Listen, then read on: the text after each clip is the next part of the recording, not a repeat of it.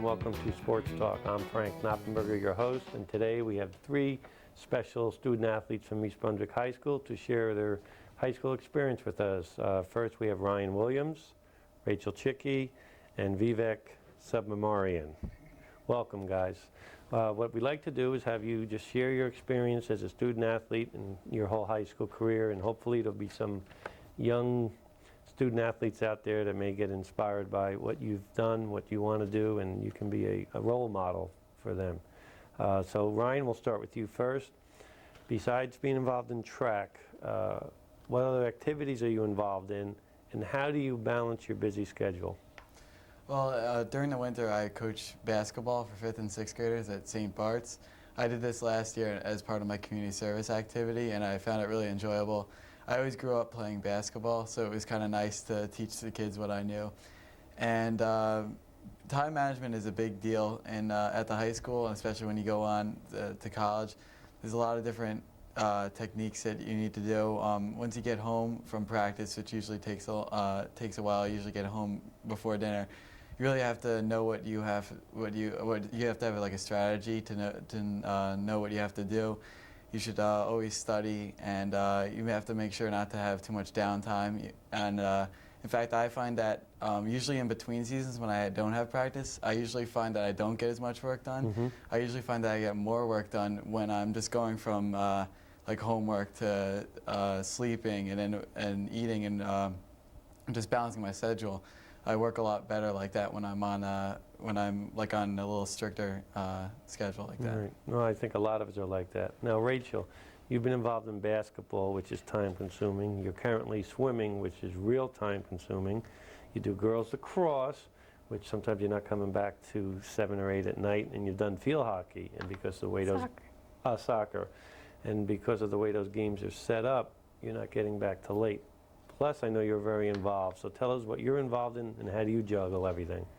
I'm very involved at my church. I'm a deacon, which means it's in the Presbyterian church, which means that I'm in charge of making sure that I have a list of about 30 people in my church, and if they're sick or they need any sort of help, I visit with them, I send them cards, and just sort of make sure that they're okay. I also teach Sunday school, and I am in the bell choir and hand choir. And I find that, like Ryan said, I do better when I'm more under pressure to do my homework. Like after a meet or a swim practice or any sort of practice, I come right home, I eat dinner, and then I just get right to work. No time to like watch television or anything, but I get it over within a few hours. I don't really have to stay up late or anything, and it's not too difficult for me to handle it all. Do you know, or Ryan, do you guys know what it's like to come home right after school? Have you ever done that? It's a weird feeling. Like today I came home because I couldn't go to practice, and it was just weird being home. I wasn't sure what to do with myself. Yeah. I like it every once in a while. Like it's always exciting when there's a rainy day and I get to go home, but I just stay home and do nothing. Do you crash when you get I like it once in a while, but I wouldn't be able to just come home every day and do nothing. Good. Now, Vivek, we know you're the best tennis player in the state. We know you've scholarship to Miami, and some people think, well, you only play tennis in the fall. Well, I mean in the spring, but that's incorrect. Tell us about how you balance everything and your out-of-season commitments. Well, I play tennis almost 7 days a week, and it varies from like 2 hours to 3 hours a day. So, like right straight after school, I leave, go to where I practice in Inman. And once I leave that, I come home usually around 7:30, 8. And once I get home, I take a shower, eat and everything, and then I hit straight to the books. And like, it's just been such a helpful thing. Like tennis, it kind of gives you time management, because tennis is such like a goal-oriented sport. You have to keep a goal in mind when you're going through playing. And once I get home, I know exactly what I have to do and keep that up and keep going every day. So, and you have tournaments? Well, yeah, tournaments are like, well, traveling takes forever. Like, I go all over the country now, and now hopefully going around the world too. And they have tournaments almost every weekend close to, so it's kind of hard. Like, you don't get to see your friends as much as you want to. You don't get to hang out with your friends, but it's a sacrifice you have to make, and I'm glad. That's a that I good made it. point. Do you find, real quick answers, do you sometimes miss out on some social events, and is that okay? I mean, like, you can't be involved in everything at school. I know you'll be at the pep rally tomorrow night, but do you miss out on some activities, and how do you feel about that? Yeah, definitely. Especially because, like, on Friday nights, I usually have meet Saturday, so I have to get 8 hours of sleep no matter what. And sometimes I have to miss out on things. But to me, it's a little price to pay for the achievements that I get out of running. Rachel? In my case, it's that by doing these sports, it's kind of like having my social time, because I've made, like, all of my better friends are on the teams with me, so I don't mind missing, like, a night to go out if I spend so much time with them after school already. Well, your friends, you'll find as you get older that the friends you make during athletics events and sporting events and teams, they'll be with you for life. It's just a great little unit you have. One of my favorite topics is specialization in sports, or concentration on one. For you, it's all a little different. V, you've concentrated on one sport, although you're a very good athlete, and now you've scholarship, so maybe that's worked for you. Rachel, you're very diversified, and I'm not sure why that is, but we're going to ask you that. And Ryan, you were a basketball player, you love basketball, but now you're doing 3 sports of running. So what's your thought about, or a message to young people out there about specializing or concentration? Let's go, you, Ryan. I'm amazed at people like Rachel, because it's so hard. I couldn't imagine going from one sport to another like she does. For me, it's just, I grew up playing basketball all my life. I played when I was younger, and it's very, very important to do whatever sport you enjoy. I think it's very important to get older, especially when you're younger, especially when you got so many kids going to high school. Making teams is becoming harder and harder every year. And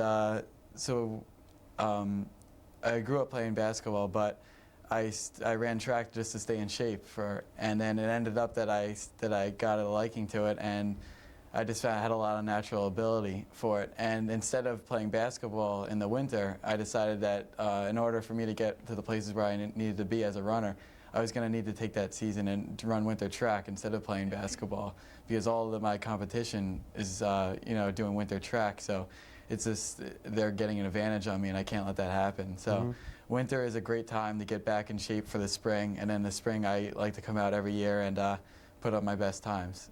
All right, we're going to put the pressure and hold you for last, Rachel. Now, V, you've concentrated on one. Any regrets? Sometimes I feel like, I could play more like a social sport. 'Cause tennis is so it's like all singles basically for me. But now that thinking back, I don't think I have a regret at all. Good. It's just been what I've loved to do it ever since I was 4 years old, and I You've don't been think playing of a day. since 5. I started when I was like 4 or 5, yeah. Took some time off, played baseball, soccer. I played everything when I was younger. And then I started feeling that tennis was the real sport for me. Like, I really loved it the most out of everything. Do you think playing soccer as a youth, and I think that's a great sport for young kids because of lateral movement, Yeah. do you think that's helped and complemented? Definitely. All those sports help. Like, everything when I was younger, it just made me a better competitor. Like, when I got older. And it all just kind of catapulted my tennis game, I could kind of say. Like, that inspired me to do better, keep doing more. Right. So Here's a tough question. We didn't forget you, Rachel. When should a person make a decision like you did? I made my decision probably around when I was like 10. Really? 10 or 11. I only started playing tournaments really when I was 11 or 12. But I made my decision around like 9, 10, 11. Interesting. Like, it just felt right. Like, whenever I was on the court, I felt like I keep wanting to play. Like, I wanted to play constantly. I always wanted to get on the court. And like sometimes I'd be on the court playing basketball, and I'd be like, I'd rather go play tennis right now. That's So good. it just kind of felt right for me. Very good. And Rachel? I think there's positive and negatives to both. In my case, I've done swimming since I was 6, soccer since I was 5, and I've done basketball since I was young also. And it just seemed like I liked them all, and they were all so different, and I couldn't really decide. And once I came into 8th grade, and there were like so many different sports to pick to do at the high school, I wish there were more seasons to do them in. And But on the negative side, I'm a decent at each of the 3 sports. Like I'm on the varsity teams, but I'm not the most extraordinary. So like Vivek and Ryan are like, they concentrate on one sport, and it makes them the most extraordinary. I'm more of the rounded, well-rounded. So. Well, it's a tough call. I mean, and you're all happy and you're all satisfied with your decision. So for each of you, it was the right decision. Now here's another tough one. We're going to go to you first, V. If you could be a superstar in any other sport, excluding the one you're in, what would it be and why? I'd have to say football, because I love playing football. Like, I go out there on a Friday afternoon, and just start playing football with like a bunch of guys and just playing around. Like, granted, I know I've hurt myself in the past, and I've gotten yelled at too for playing football instead of tennis, but I just love playing football. A D-back? Quarterback? I'm like a wide receiver, running back, Just like to run out there. Rachel? Since I don't really play basketball anymore, I would have to say basketball, because I don't know, I just always liked the sport, and it seems to get more recognition than a lot of the other women's sports, and it's often followed, and I like to watch it, so. Hold that thought. We'll get to you, Ryan. Do you think it gets more recognition, and why would you think that? For some reason, basketball and football seem to be just more Americanized sports. In our area, soccer's a big sport, but in other areas of the United States, it's not as common. So since women don't play football, it seems like basketball is the other main sport. I agree with you. Very good. Okay, Ryan. I definitely have to say basketball, because it's the most, I enjoy it the most. Because running, I love it, and I wouldn't trade it for anything, but it's not as much fun as other sports. Basketball, I just have so much fun when I'm playing. There's nothing like playing basketball. It's like playing golf. You can miss 3 shots in a row, and you hit one, and you forget all about the ones you miss. Yeah. It's like playing golf. Okay, being remembered at East Brunswick, if you had a legacy. Rachel, you'll be the first one this time. How would you want to be remembered? In 3 years, these 5th and 6th graders, you went to see them down at the elementary school, and they're going to say, I remember Rachel, and how do you want to be remembered? I'd like to be remembered as someone who's well-rounded and tries hard to do different, because I do different sports, so I have to really try to adjust to different situations, different people, different types of practices. So hardworking, willing to deal with differences. And Yeah, well, I think that's you. V? I mean, I like to be considered like someone that was hardworking, like Rachel said, and like persistent. Like I kept going after my goal, and like last year I kind of fell short in the state finals for myself, but I feel like I can keep going after my goal. So I'd like to be remembered as someone like that was hardworking, good tennis player, and just like an overall good athlete. Right. Ryan? I just want to be known as a good leader, because I was captain of the cross-country team, and I thought I did a pretty good job of that. And also, I would like to be known as someone who never let my losses or disappointments get down. Whenever I had a bad race, I always like to come back with a really good one. So I want to be known as someone who never had slumps, and someone who just continued to get to the next level. Well, I personally know that all 3 of you have had compliments from coaches about your sportsmanship, about how you guys handle winning and losing, and I've shared that one with you. Here's something you can help me out with. I don't know, you all have a burning desire to succeed, and some kids don't. Why do you have it? What is it, and what motivates you? Who wants to go first? I'll take it first. It's not something you can teach. It's definitely not, because there's a lot of kids who have a lot of good natural ability, but they'll just never tap into it because they just don't have that desire. In fact, I don't think I had true desire until probably the end of my sophomore year. Running wasn't sure if running was for me exactly, because it's a big commitment. Once I started to get more success, I realized how badly I wanted to become known as one of the better runners in the county, and then one of the top tier runners in the state. And after that, I've just been trying to climb up that ladder. I started off trying to get known in the county. Now that I'm known in the county, I want to start getting known in the state. And it's just getting to that next level that it just seems even when I accomplish my goals, I just look up and there's another spot and there's just another level to get to. But I need to know, what is it that motivates you? Is it your parents? Is it a work ethic? Is it something that you grew from your parents? I'm trying to find out what we can do to motivate the kids to get that burning desire. Is it the recognition? Is it a scholarship? Is it?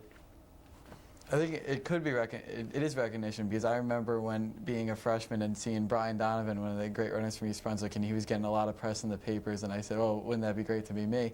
And now that I am at that point, it feels great, but I'm still just trying to get to that next level. And recognition is great. It definitely keeps you motivated. I mean, during my races, I always think about how if I win this race, I'll be in the paper tomorrow. It's just something tough to do in running because it's so long, and so you have to find ways to motivate yourself. And recognition can be a great way to keep it going. Rachel. Since the sports that I do are more team-oriented, there isn't as much recognition. So I wouldn't say so much that that's what it is for me. I like to keep busy, and I like to do a lot of different things, and I think that comes a lot from my parents because right as a young age, they let me try all these different sports. I've tried field hockey, basketball, swimming, soccer, so many different sports, and it's just, and let me try so many different clubs and things that it's broadened my view on things. Interesting.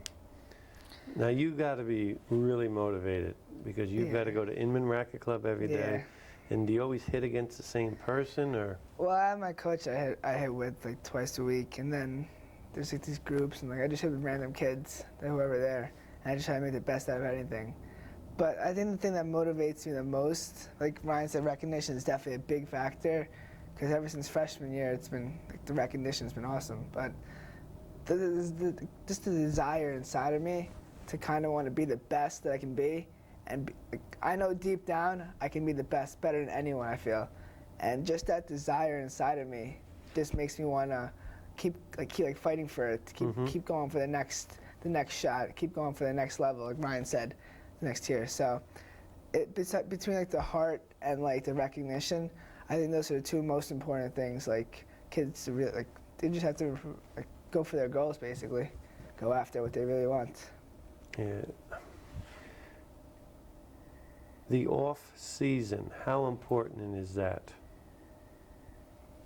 I know for running it's huge because that's where you build up all your distance. I mean, Now tell us what off season is, and tell us, like I'm talking more of the summer. I mean, most people down at the beach, sunning, surfing, riding bikes. Rachel's in the pool, although that sounds like fun. It's not, right? It's a different type pool, and you're traveling all over the country, and you're putting in 20 miles a day or whatever. Maybe not 20 a day. That'd burn you out a little bit, huh? But the off season, how important is that to your success? I think it's huge because in running, that's where you get all your base training over the summer. Without it, my coach always compares it to writing a checkbook. Over the summer, you're putting all your cash into the checkbook, and then during the season, you're writing all your checks. And if you don't have any money in your checkbook, you're gonna get bounced. So, I think that's a good metaphor for it, and I think that would be a good way to teach it for someone to understand. Rachel, how tough is it in this? You probably work in the summer too, right? Yeah. So you're working. How tough is it to get involved in swimming and the soccer and girls lacrosse? I don't really get much of an off season. In the summer, I do a swim team, a summer swim team. So I'm trying to keep as active as I can, because if I wait too long, then I'll lose endurance and then just totally lessen my performance. But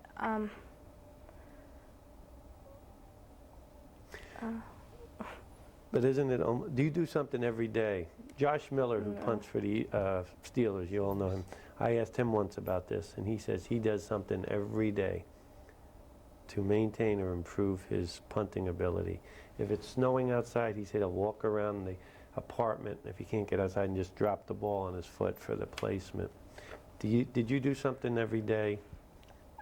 I like to think I did. Yeah, we all do. I didn't slack off, but I don't think I've done something every day. But I go running on the weekends if we don't have a practice Right. on a certain day. So I try and do push-ups or sit-ups or something to stay in shape. V? I don't really have an off season. No. Like I think maybe the longest time I've had off might have been maybe like a week. Just maybe an injury or just I just want to take some time off so I don't get burnt out. But I'm playing almost every day. In the summer I'm traveling, tournaments, doing camps, and sometimes I even teach here and there just to help people out. And like off season to me basically means in season. Right. Like it's the same thing for me. Like I have to train every day, play, everything's the same. Now, we all know how important academics is, and I all know how great students you are. And without having your parents get angry at you, do you have the same burning desire at the academic? If you're on a 88, 89, do you say, man, if I really bust, I'm going to get that A? Do you have that same desire, and where does that come from? We'll pick on Rachel first. Yeah, I'm pretty concerned about my grades. I like to get the best as I can. I'm not going to overreact over a B or something, but I always push to try and get the A for next time and try and do better. I don't really know where that comes from. It's just I've always just tried to do the best that I can, and in all different things. It's the same as with the sports that I do. It's in any sort of activity that I do. I try and do the best that I can. V? I mean, I've been a fairly good student throughout high school, and like, I don't really know what it is. It's just like, I'd always like to go get the higher grade. I guess it's kind of like that heart thing again, but I just like to be the best. Like, Right, even in good. school, I just try to be the best I can be. So, it just helps out. And our runner of the year? Yeah, I think a lot of it carries over from running to academics. I noticed I have the same desire. When I get a bad grade or run a bad race, I feel equal disappointment pretty much. But it's just all about coming back next time just as hard as you did the first time, and just knowing you can do better. And you would give that same effort?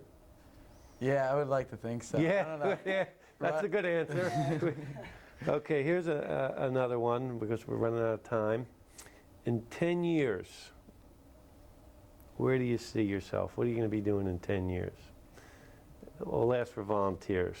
Who wants to say first? In 10 years, I hope to have graduated from either New York University or Boston College. So that's what you're interested in? Yeah, I want to probably major in business in college, and hopefully I definitely want to run all my life. That's one of my aspirations. I want to run a marathon at least once, maybe twice, and hopefully I'll just be able to be happy with how everything turned out. I mean, high school has been great. I'll remember the time that I'm having right now for the rest of my life, and hopefully I'll just be happy, maybe with a wife or something. I'm not sure, but that's pretty much it.